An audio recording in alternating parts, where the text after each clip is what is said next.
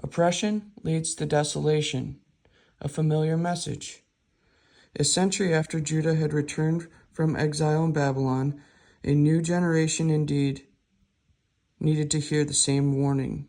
Their ancestors had failed to heed. God spoke through Zechariah to issue 4 simple commands.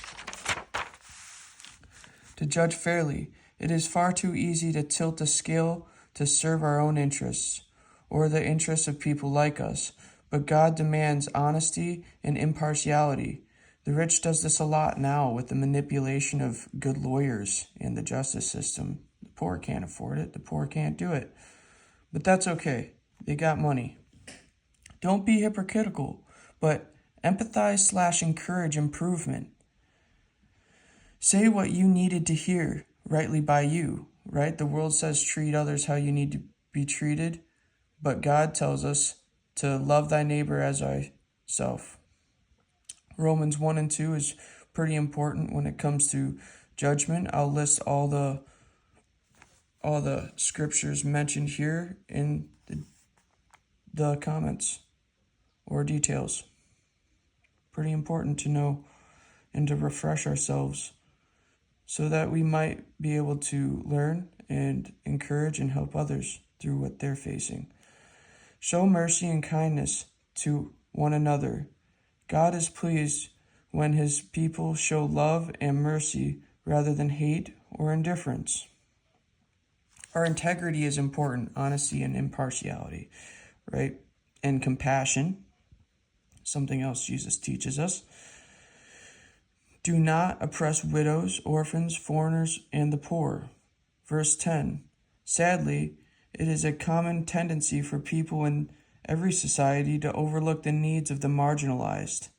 But God is pleased when his people refuse to follow the crowd and choose instead to protect and champion the weak. I think of Jesus all the way in Matthew 7:14. The narrow path leads to life, but the broad one leads to destruction. To be mindful and to be thoughtful of those oppressed is important. Philippians 3 through 7. I'll have that in the comments too. And then Proverbs 3:23 and verse 26. To give heart and observe his ways. That's an amazing thing to go with just broadly the whole section. Do not scheme against each other. Verse 10. People's actions result from what is going on in their hearts. Jeremiah 17:9 and 15:18. God is pleased when his people's righteous actions are motivated by a pure heart. Discussion. Who are the most vulnerable and easily oppressed people in our society? So the reading says marginalized. I mentioned the poor, the traumatized, in circumstances with unknowing knowledge in response, children.